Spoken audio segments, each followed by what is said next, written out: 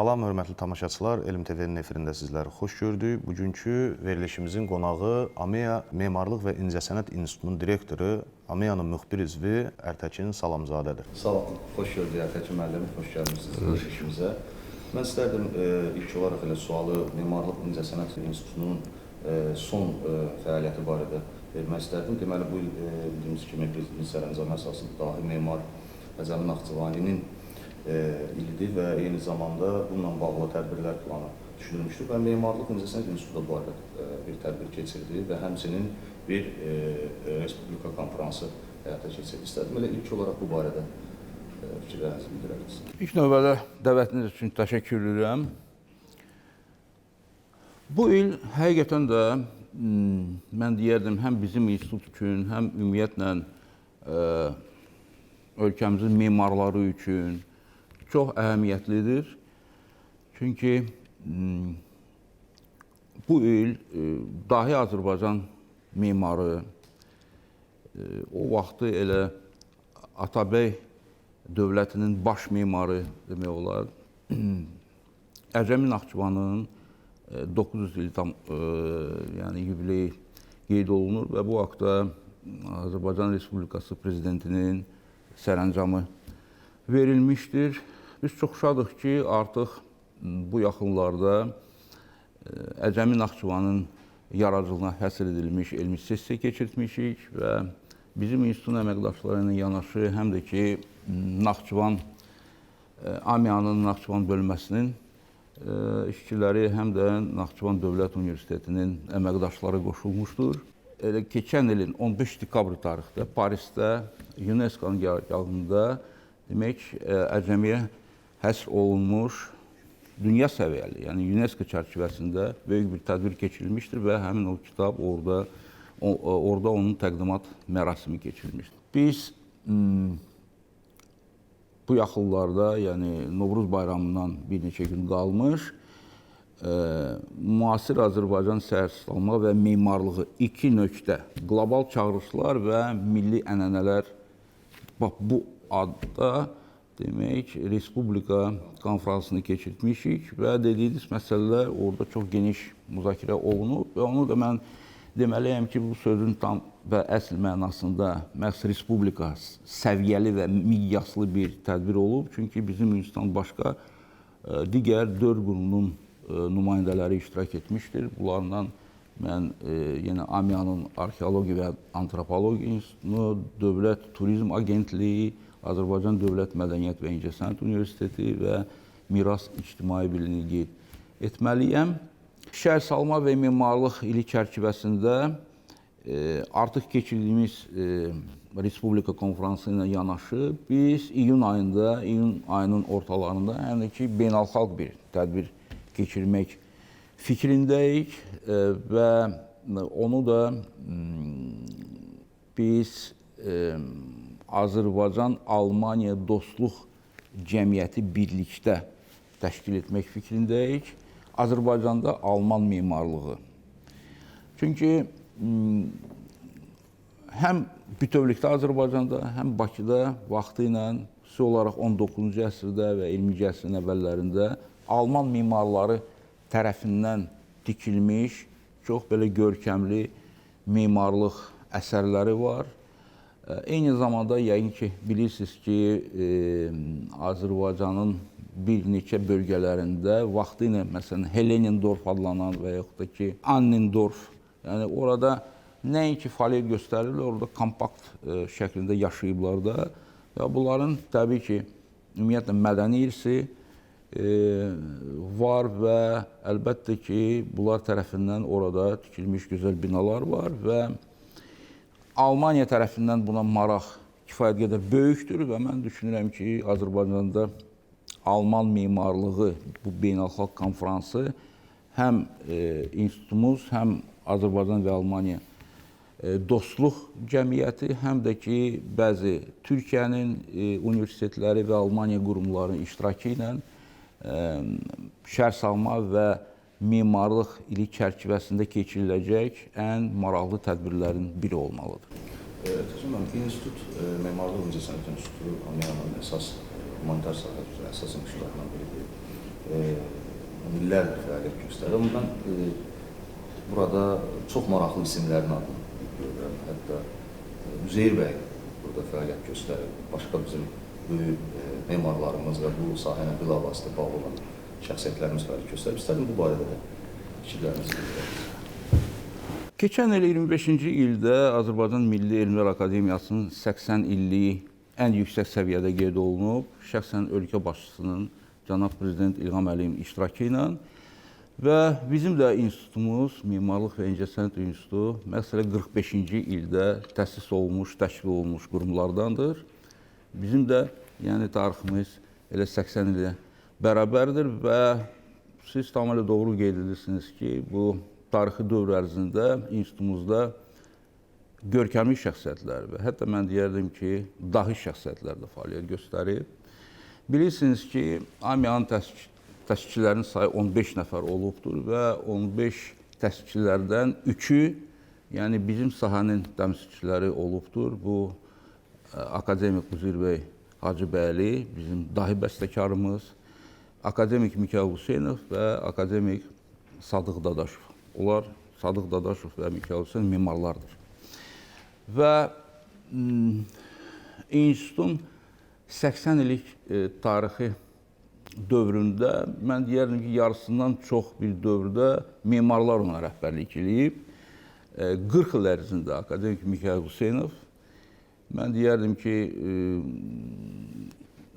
20-ci əsrin ikinci yarısının Bakıda tikilmiş binalarının, ən görkəmli binalarının yarısından çoxu onun layihəsi ilə həyata keçirilib. 45-ci, 48-ci illərdə institutumuzun həm yaradılmasının, təşkil olunmasının təşəbbüsçüsü olubdur, həm də ki, il direktoru olub və 3 il ərzində ona rəhbərlik edib. Ondan sonra isə 40 il ərzində 88-ci il daxil olmaqla akademik Mikayıl Hüseynov və onu da mütləq demək lazımdır ki, Mikayıl müəllim yeganə Azərbaycanlı idi ki, elə Sovet dövründə Sovet İttifaqının ən yüksək mükafatlardan birinə layiq görülmüşdür. SSR xalq mimarı idi. Və həm də ki, çox geniş ictimai fəaliyyət göstərmişdir. O zaman, yəni Milli Məclis deyil, yəni Ali Sovet adlanırdı, yəni parlament qurumları və o bir sıra, yəni bir neçə çağırışlarının həm də ki, o Ali Sovetin deputatı olmuşdur və eyni zamanda institutla yanaşı o Azərbaycan Memarlar İttifaqına da rəhbərlik etmişdir.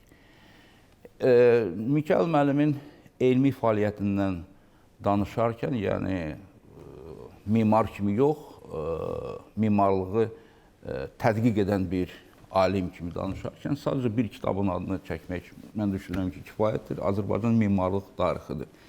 Bu, 1963-cü ildə işıq üzü görüb və bugünə qədər mimarların da, sənətşünasların da, alimlərin də masa üzərindəki kitablardandır. Və bundan sonra bir 5 il ərzində həm akademik Şamil Fətullayev, o da mimar olubdur, institutumuzda rəhbərlik edib və Şamil müəllimin də xidmətləri bu sahədə çoxdur. Şamil müəllim yeri gəlmişkən onu qeyd eləmək lazımdır ki, Azərbaycanın dövlət mükafatına vaxtını layiq görülüb və Şamil müəllimin adı ilə Azərbaycanın 19-cu əsr, 20-ci əsrinin əvvəli mimarlıq tarixi bu sahədə araşdırmalar məhz onun fəaliyyəti ilə bağlıdır. Bundan sonra da, yəni artıq mimarlar olmayan sənətşünaslar da rəhbərlik edib. Bunların sırasında akademik Rasim Əfəndiyevin adını qeyd etmək lazımdır. AMİA-nın müxbir üzvü Kərim Kərimovun. Yəni bir sözlə institutun zəngin tarixi var və mən yalnız institutda rəhbərlik etmiş görkəmli şəxslərin adlarını çəkdim. Ərtəkin müəllim, siz memarlıq sahəsindəki klassiklərimizin adını çəkdiniz. Mən həm də sizin atanızın adını əlavə etmək istərdim ora. Əbdülvahab Salamzadə, Azərbaycanın görkəmli memarı, o zamanki Azərbaycan SSR Elmlər Akademiyasının həqiqi üzvü. İstərdim bir neçə kəlmə onun haqqında fikir bildirərdiniz. Əbdülvahab Salamzadə, mən deyərdim ki, bütün ömrünü məhz memarlıq və incəsənət institutuna həsr etmişdir. 48-ci ildən ömrünün sonuna qədər, 1983-cü ilə qədər institutda çalışıb və uzun müddət institutun elmi işlər üzrə direktor müavini olub.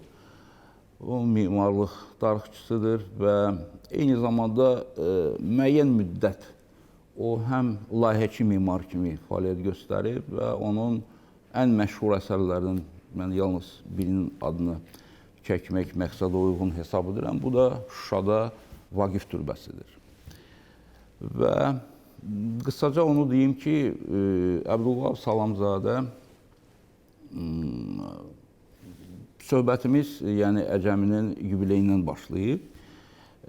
Faktiki olaraq Əbdülvahab Salamzadə onun yaradıcılığının ilk tədqiqatçısıdır və adları çəkdiyim 76-cı ildə ilk nəşrlər məhz müəllifi o olubdur və Əcəmi Naxçıvanının mimarlıq hırsını tədqiq edərkən o özü üçün belə bir nəticə çıxardıb ki, bu türbə kompozisiyası, türbə, yəni Naxçıvanda Möminə Xatun bilirsiniz, türbəsidir Əcəminin və Yusif İbn Quseyr türbəsidir. Yəni bu forma, bu kompozisiya, bu mimarlıq tipi məhz Əcəmi Naxçıvanın yaradıcılığında tam formalaşıb. Baxmayaraq ki, digər İslam ölkələrində olubdur və bu ənənəni istifadə etməklə demək, o Şuşada Vaqifin türbəsinin layihəsini hazırlayıb və 1982-ci ildə bu türbə orada tikilmişdir. Və əlbəttə ki, onun mimarlıq sahəsində tədqiqatları çox olubdur. Bu təxminən 130-a qədər elmi əsərlərin müəllifidir. Azərbaycan mimarlığın müxtəlif sahələrinə aid olan, o cümlədən təkcə Orta əsr Azərbaycan mimarlığı deyil, çünki onun əsas istiqaməti Əcəmi və Naxçıvan mimarlıq məktəbi ilə yanaşı 17-ci, 19-cu əsr Azərbaycan mimarlığı olub, amma həm də 20-ci əsr mimarlıq və şəhər salmanın problemlərinə bir sıra həsr olunmuş əsərləri olubdur. Ərtəkin müəllim, hazırda işğaldan azad olunmuş bölgələrimizdə bir tikinti bumu yaşanır. Bir vaxtlar, yəni 2000-ci illərin ortalarından etibarən Bakıda əsası qoyuldu tikinti bumunun və hazırda da davam edir. Amma o əsas vüsət aldığı yer hazırda Qarabağ torpaqlarıdır və Şərqi Zəngəzurdur. Bildiyiniz kimi 44 günlük müharibədən sonra erməni vandalizminə məruz qalan bizim qədim yurd yerlərimiz dövlətimizin dəstəyi sayəsində abadlaşdırılır və böyük tikinti işləri aparılır. Mən istərdim siz bir mütəxəssis gözü ilə oradakı görülən işlərə qiymət verərdiniz. Məhz bu il şəhərsalma və mimarlığını elan etməklə biz göz qarşımıza nəyi qoymalıyıq, nəyi fikirləşməliyik, nəyi təhlil etməliyik. Məsələ ondadır ki, şəhərsalma və mimarlıq, ümumiyyətlə inşaat işləri, bu həmişə quruculuq deməkdir. Və inşaat işləri varsa, şəhərlər tikilirsə, binalar tikilirsə, bu sabitlik, sülh, əminamanlıq deməkdir. Və Qarabağın torpaqları azad olunub və ən iri miqyaslı mimarlıq və şəhərsalma layihələri hal-hazırda məhz Qarabağda həyata keçirilir və mən deyərdim ki, ən azı dünya səviyyəli layihələr həyata keçirilir. Bəziləri mən deyərdim ki, ultra müasir xarakter daşıyır. Çünki məsələn Qarabağda smart kəndlər və yaxud ki, smart şəhərlər, smart binalar, yəni smart ingilis dilində tərcümə etsək ağıllı deməkdir. Yəni bütün bunlar həm rəqəmsal texnologiyaların istifadə edilməsi və gələcəkdə həm də ki, geniş miqyasda süni zəkanı, süni intellektinin tətbiqi ilə bağlıdır eyni zamanda. Bu, yəni mimarlıq, şəhərsalma və mimarlıq ilinin elan olunmasının mən deyərdim ki, bəlkə də ön planda olan bir səsidir. Yenə deyirəm ki, bu quruculuqdur. və bu azad olmuş torpaqlarda bütövlükdə həyatın dirçəlməsidir. Şəhərlərin dirçəlməsi və bütövlükdə yəni dinc quruculuğunun davam etdirilməsi. Digər tərəfdən şübhəsiz ki, Bakının memarlığı paytaxt tipli memarlıqdır və bu bir gün ərzində deyil, əsrlər boyu formalaşıb və Bakının memarlığında tarixi memarlıq var, lap qədimdən İçəri şəhərimiz var. Onu da xatırlatmaq istəyirəm ki, İçəri şəhər Qız Qalası ilə birlikdə UNESCO-nun abidələr siyahısına alınmış bir abidədir. Və demək, qala divarları ətrafında olan yenə də tarixi binalar var, hansı ki 19-cu əsrdə, 20-ci əsrin əvvəlləri tikilmişdir. Və yenə də bugün də mən deyərdim ki, xüsusilə müstəqillik dövründə, yəni son 35 ildə ucaltmış, yenə o sözü təkrar edirəm, ultra müasir binalar. Və bunların arasında mən elə dünya şöhrətli, hal-hazırda mərhum memar xanım Zaxa Xadid tərəfindən layihələndirilmiş Heydər Əliyev mərkəzi, bu sırada Alov güllələri, yəni binaları, bu sırada Xalça Muzeyinin yeni binası, hansı ki 10 il artıq tikilmişdir. Məsələn, Milli Parkda, yəni bulvarda tikilmiş biznes mərkəzi, yəni bunların sayını artırmaq olar, bu siyahı davam etdirmək olar. Mən, necə deyərlər, belə bilə-bilə məhz xarici memarlar tərəfindən Azərbaycanda, Bakıda layihələndirilmiş və yəni onlar tərəfindən ucaldılmış layihələr haqqında söhbət açmışam. Çünki mən bu memarlığa və bunlar bütün sadalığın binalar, memarlıq obyektləri bu çox qısa bir müddətdə, heç 10 il deyil, çox qısa bir müddətdə tikilmiş